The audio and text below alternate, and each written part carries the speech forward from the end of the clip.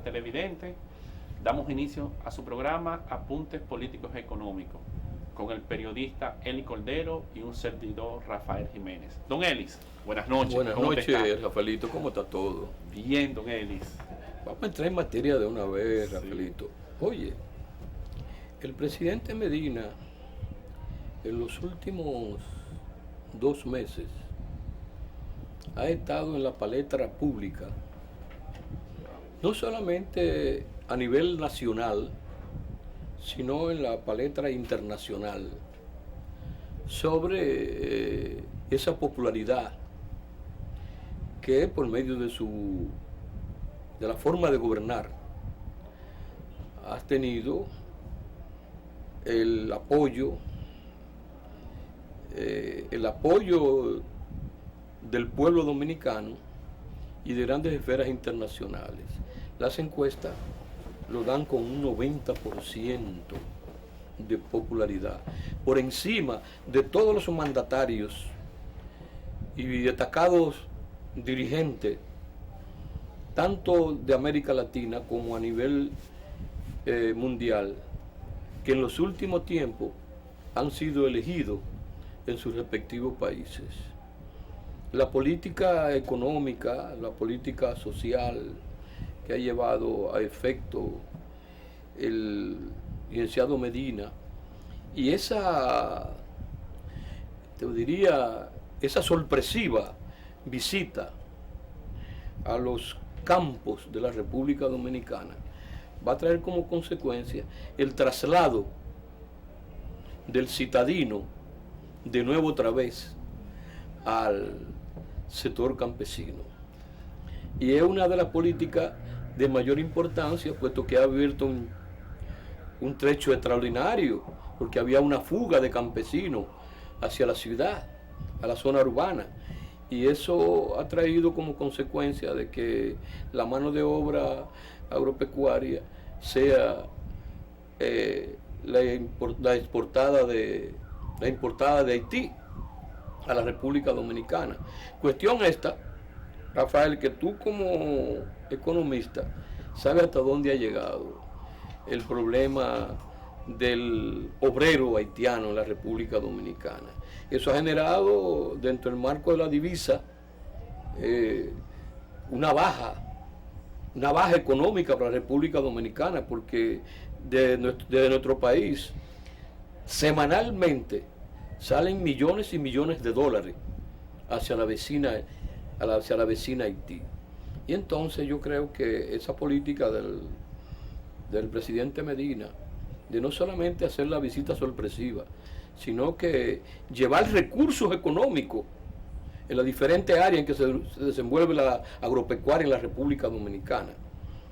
En la última visita fue a los caficultores de diferentes ciudades, y especialmente los caficultores del sur, donde el presidente Medina llevó más de 20 millones de pesos para la reconstrucción de los predios cafetaleros de la República Dominicana, ya que ha sido víctima de uno de los insectos más dañinos que tiene ese rubro a nivel nacional e internacional, que es la roya. Don Elis, si usted supiera que yo saludo mucho ese tipo de iniciativas, inclusive estoy totalmente de acuerdo porque el presidente Medina vamos a decir, ha inaugurado una nueva forma, un nuevo modelo de hacer política. Y eso se puede ver tal como usted dice.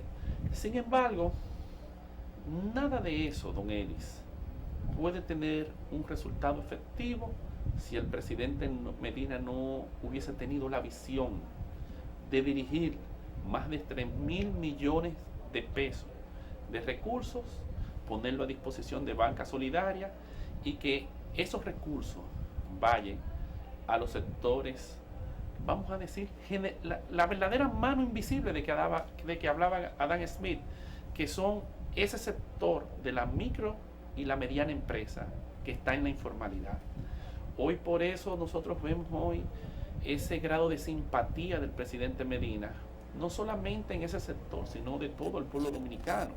Así que yo de manera particular saludo mucho esa iniciativa del presidente Medina y ojalá que el sector empresarial formal entienda la necesidad que nosotros desde aquí hemos estado, vamos a decir, en la vanguardia, defendiendo y justificando ese pacto fiscal que es tan necesario, porque de ahí es que depende que pueda el presidente Medina puede incrementar esos recursos, que no deben ser ya 3.000 millones, sino estamos hablando de más de 70.000 millones que deben ser puestos a disposición de la banca solidaria para fortalecer el sector de la micro y mediana empresa que está en la ilegalidad o en la informalidad, que puedan pasar a la legalidad, y la única manera viable que nosotros entendemos es por vía de un financiamiento a tasas bastante blandas. De manera pues que nosotros saludamos esa iniciativa y desde aquí, desde el programa, vamos a estar apoyando ese tipo de políticas en beneficio de ese sector. Yo creo que también esa revolución democrática que ha comenzado, que a su comienzo de gobierno lo tomó como una iniciativa de verdadera revolución democrática el licenciado Danilo Medina, presidente de la República Dominicana. Yo creo que no solamente 60.000 millones, faltan 2 años de gobierno, 2 años y 4 meses. Y estoy seguro que en esos 2 años y 4 meses la inversión va a ser mayor. Y ahí se va a ver el fruto de desarrollo que dentro del marco de la política económica representó en función numérica de crecimiento económico el año pasado, el 2013, como un PIB de 3.4, 4.3 o 4,1%. Sí, pues correcto. Pero también hubo un desarrollo muy bajo dentro del marco de la pobreza y la baja pobreza de apenas un 2%. Figuro que dentro de los 2 años venideros y con la política de avance que tiene el presidente Medina, yo creo que ese 2% rigurosamente va a cambiar con una expresión numérica de 2 dígitos. Eso es lo que yo creo, y creen no como economista, porque yo no lo soy, pero sí como político. Creo que va a haber un aumento dentro del marco progresivo de 2 dígitos para los años venideros. Don Eli, quiero hacer la aclaración, siempre y cuando, recuérdese, se incremente la presión tributaria, que está redondeando el 14 a un 18 a un 20%. Pues recuérdese, los países de Latinoamérica que han logrado dar ese gran salto al desarrollo son los países que han incrementado la presión tributaria paralelamente con un cambio en la composición de los impuestos directos e indirectos, o los impuestos generalizados, que son los impuestos generalizados son los que generan pobreza.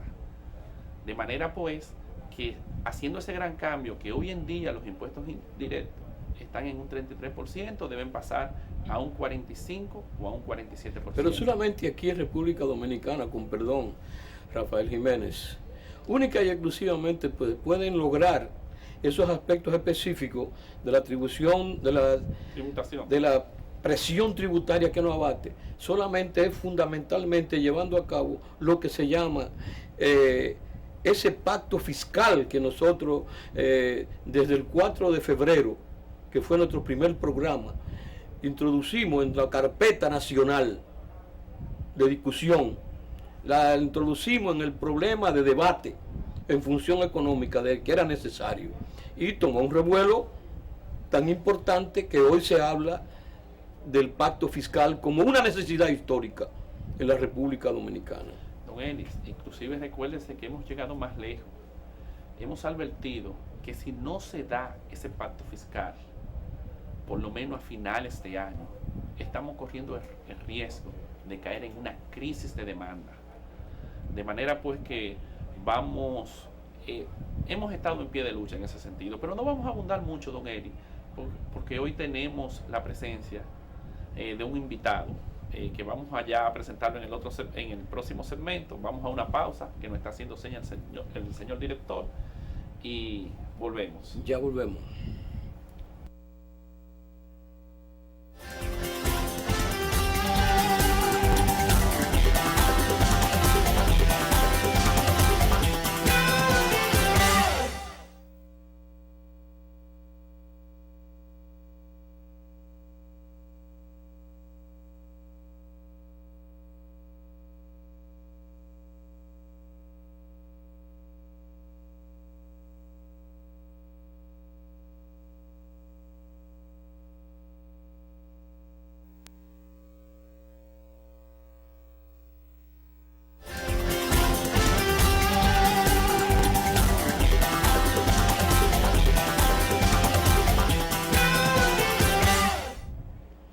Don Eli, vamos a darle la bienvenida hoy al doctorando en Economía y profesor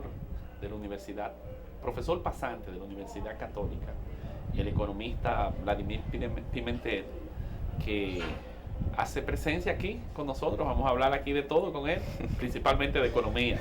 Buenas noches, Vladimir. Buenas noches. Buenas noches, Vladimir, buenas noches. mucho gusto. Espero llenar las expectativas de los compañeros. Bueno, vamos a ver, a don Eli ahora Me mismo va a place comenzar de bombardeado. manera... Sí, fíjate, Vladimir, comprensiblemente la ciencia política es la ciencia más noble que tiene la humanidad, aunque grupos de indelicados han tomado la política para cometer indelicadeza dentro del marco del tren administrativo de diferentes países del mundo.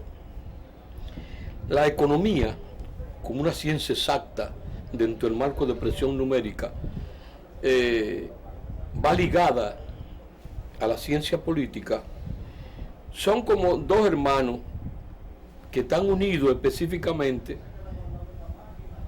por un cordón umbilical que los rige, que lo alimenta, uno al otro, dentro del marco de política pública, política social y dentro del marco de orientación económica a los pueblos solamente, no solamente de República Dominicana, sino a los pueblos del mundo. Vladimir, hay un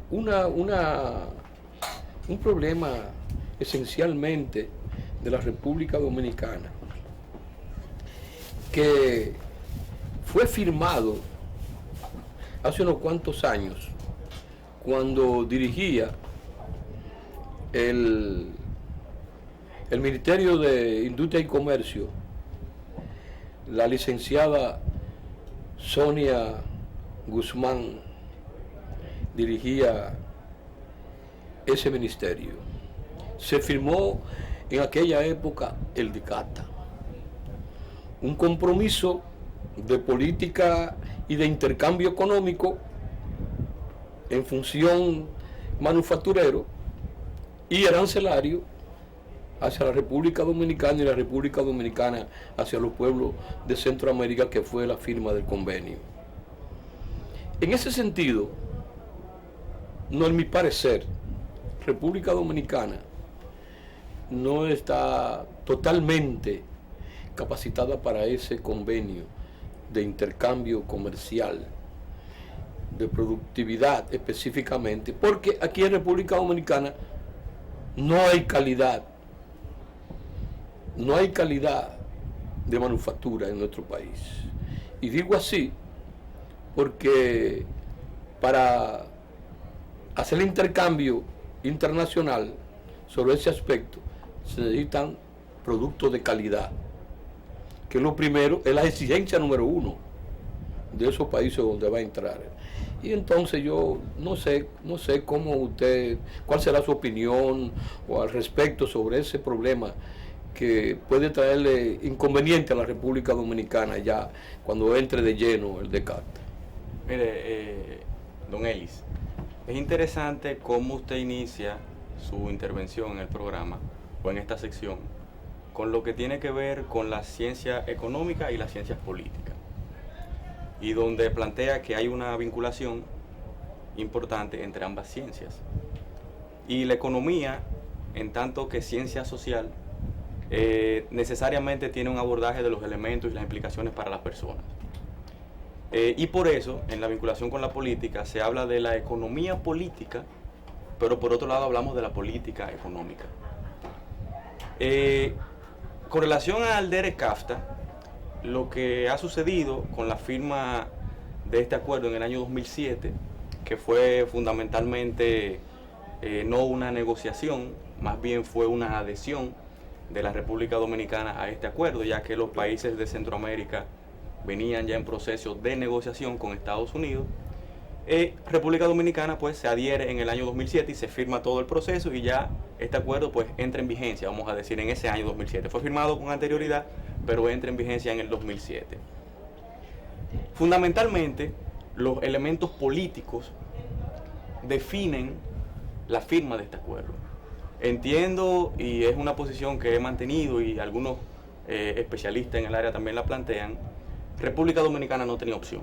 O sea, frente a Estados Unidos, frente a esta necesidad de este acuerdo, la República Dominicana necesariamente, fundamentalmente por el sector de las zonas francas, para no perder las preferencias que viene desarrollando a través de la Iniciativa para la Cuenca del Caribe y otros acuerdos, iba a perder estas facilidades y necesariamente tienen que vincularse a este acuerdo. Correcto. Entonces entiendo que en ese proceso ha venido todo un desarrollo de la implementación de este acuerdo, la administración de los componentes de este acuerdo como norma legal, pero hay, como bien usted dice, unos componentes importantes que van en la parte de la industria, de los procesos productivos, que tenemos que ver cómo lo vamos analizando en el proceso. Vladimir, en ese mismo tenor, más o menos, vamos a cambiar en el tenor económico. Nosotros desde aquí hemos tenido, vamos a decir, desde que comenzamos el programa, ya tenemos prácticamente 3 meses en el aire, hemos estado a la vanguardia, señalando la necesidad de un pacto fiscal basado en dos renglones fundamentales. Uno es incremento de la presión tributaria, que está redondeando el 14% a un 18 o un 20%, y un cambio en la composición de los tributos. Me refiero a los impuestos directos e indirectos, que hoy en día los directos están en un 33 y nosotros abogamos para que pasen a un 45. Me gustaría saber, pero no solamente eso, abogamos que si eso no se da, el país corre el riesgo de caer en una crisis económica de demanda por la siguiente razón.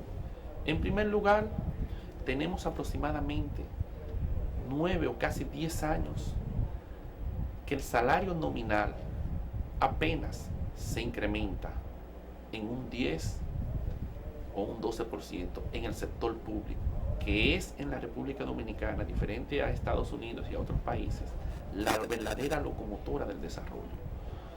Pero también tenemos la amenaza del problema de los mercados de capitales, donde ya los commodities están dando una señal de incremento sustancial, que hoy en día, en el caso de los hidrocarburos, ya cuando uno lo sigue, vemos que se han incrementado alrededor de un 14% en los mercados de capitales, en los mercados futuros.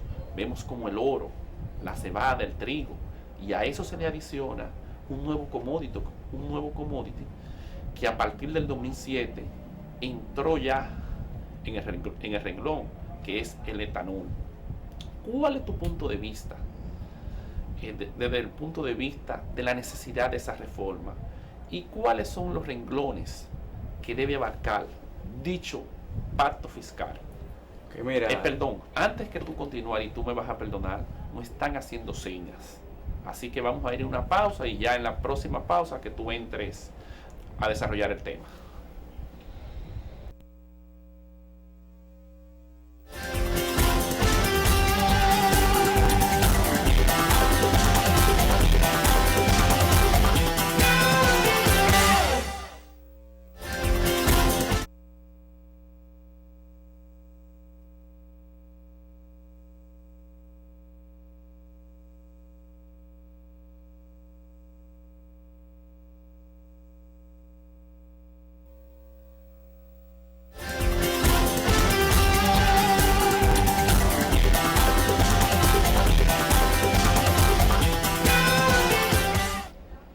Bien, para que el licenciado Vladimir Pimentel, profesor de Economía de la Ucamaima, desarrolle el tema introducido por el licenciado Rafael Jiménez. Queremos que él se explaye como es debido, porque es un tema capital para la República Dominicana, para los entendidos y los que no entienden el proceso económico de nuestro país. Claro, mire, don Elis y Rafael, siempre yo he tenido la oportunidad de hablar un poco sobre el tema del pacto fiscal y los temas tributarios, a pesar de no ser un especialista en el tema, pero entiendo que como economista y cualquier ciudadano está en la obligación de dar el seguimiento debido. El pacto fiscal es algo que ha sido un llamado de la Estrategia Nacional de Desarrollo, donde se llama a 3 pactos fundamentales: el pacto por la educación, que ya se firmó, el pacto eléctrico, que se están dando ya los pininos en ese proceso, se están haciendo algunas conversaciones a través del Consejo, y lo que es el pacto fiscal. Lo importante es que el pacto fiscal es el más delicado, entiendo que es a mi entender, el más difícil de poder definir. ¿Por qué? Fundamentalmente, la República Dominicana tiene una situación en las cuentas fiscales de suma debilidad, que viene de gobiernos pasados, déficit acumulados importantes, y donde cuando el gobierno de Medina asume el poder, vemos un déficit que fue el más elevado en la historia de los últimos años de la República Dominicana. En el año 2013, según el informe del Banco Central, cerramos con otro déficit de 70.000 millones, por lo que tenemos un efecto que continúa.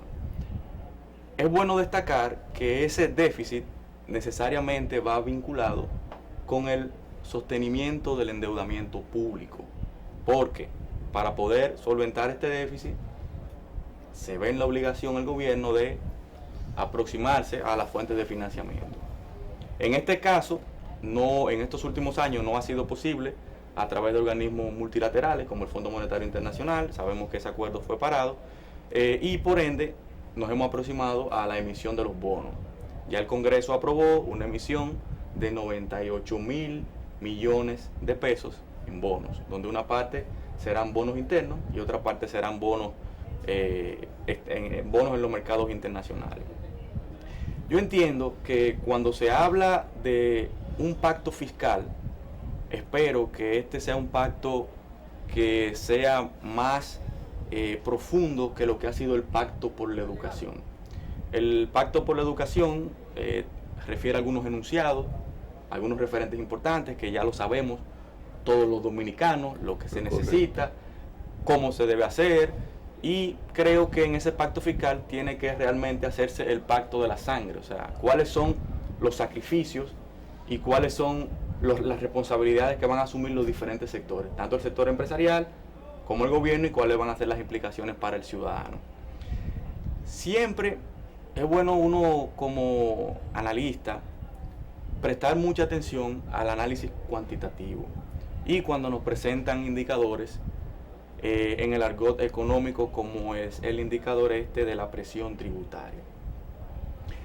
No me gusta asumir de manera tajante y decir que una presión tributaria X es buena o es mala. Obviamente, cuando lo refieres, Rafael, te refieres a la referencia con los países de América Latina, las condiciones alto al desarrollo, como correcto, Chile, como es Panamá, como Costa es Uruguay, Rica, como correcto, es Costa Rica. Es correcto. Entonces, a lo que yo voy es que es importante uno profundizar en ese desglose de esa característica de esa recaudación tributaria, porque esto es más que dividir simplemente las recaudaciones entre el Producto Interno Bruto. Es un cálculo matemático simple y resulta un valor, y generalmente se pone de manera porcentual. Entonces, lo importante es poder develar cuál es la estructura de ese aparato recaudador del Estado, por un lado, pero por otro lado, y más importante aún, atendiendo a como decía inicialmente, este proceso de déficit, de endeudamiento y de aún crisis fiscal que tiene el país, la República Dominicana, entiendo que debemos enfocarnos también por el lado del gasto. O sea, no es solamente el tema de las recaudaciones, cómo vamos a recaudar, cuáles son los impuestos que vamos a poner, sino también vamos a definir cuál es el compromiso del Estado en términos de ese gasto y esa ejecución de ese gasto. A dónde se van a orientar los recursos, en cuáles sectores serán prioritarios y, como decía, cuáles van a ser los sacrificios que necesariamente hay que hacer en la República Dominicana, y sin dejar de lado, que eso lo estamos muchas veces olvidando en los análisis, los economistas y los que hacemos análisis de este tipo, lo que es el tema de la responsabilidad que todavía tiene que develarse de los que nos han dejado esta condición de fragilidad en las finanzas públicas. Cuando tú hablas del gasto, ¿tú te refieres a la calidad del gasto? Claro, o sea, hablamos de tener la claridad, primero el tema de la transparencia, que eso es algo que todavía está en cuestionamiento en la República Dominicana, me atrevería yo a plantearlo de esta forma, y cuando hablamos de calidad también, ¿qué es para nosotros calidad? El gasto es de calidad cuando se orienta a los sectores puntuales. Estamos desarrollando la agropecuaria, a propósito de lo que hablábamos del DERECAFTA, estamos apoyando la industria para que pueda desarrollarse, para que pueda competir. Yo discutía con un compañero precisamente esta mañana y él planteaba de la competencia del futuro. La competencia es ahora. O sea, ¿qué podemos hacer en República Dominicana para poder enfrentar esta situación? Y obviamente, por otro lado, el sector empresarial se queja del elevado costo fiscal o costo tributario que tienen en las empresas, donde también están llamando en el área de la seguridad social, donde quieren reducir un poco esa contribución que se hace por el lado de las pensiones, la salud y todo esto. Pero ahí es que vamos, o sea, el sector empresarial formal, vamos a llamarlo el legal, el que paga los impuestos, vamos a decir que han presentado una posición que ellos están conscientes de la necesidad del incremento de la presión tributaria y conscientes de que haya un cambio en la composición de los tributos, o sea, que los impuestos directos pasen de un 33 a mínimo un 45. Ellos están abogando por eso. Ahora, ¿de qué es lo que se trata, Vladimir? Es que ellos, para lograr eso, ellos piden que ese sector informal, o sea, ese sector de la micro y la mediana empresa que está en la ilegalidad, que no paga tributo, que pase a la formalidad. Y la única vía que ellos plantean, o lo que ellos consideran la vía que puede ser viable para lograr eso, es, vamos a decir, mutilando, reduciendo los logros que se han conquistado en el Código Laboral. Obviamente, ¿qué nosotros planteamos? Ese no es el camino. No es porque ahí yo creo que no hay una dicotomía en el incremento de la presión tributaria y en el cambio de la composición de los tributos. No, donde hay, vamos a decir, la diferencia, la divergencia está en que ellos entienden que eso se debe hacer por vía de cercenar los logros y las conquistas que tienen, que alberga el Código Laboral. ¿Cómo ellos quieren hacer eso? O sea, ¿basado en qué? Ellos dicen que reduciendo una serie de conquistas se va a lograr que ese sector que está en la informalidad y en la ilegalidad, que es el sector de la micro, pequeña y mediana empresa, a reducir todas esas conquistas del Código Laboral, ellos van a pasar a la formalidad. Y eso va a traer como consecuencia un incremento de la presión tributaria y un cambio en la composición de los tributos. Obviamente, nosotros lo que abogamos desde aquí es que no es por esa vía. La única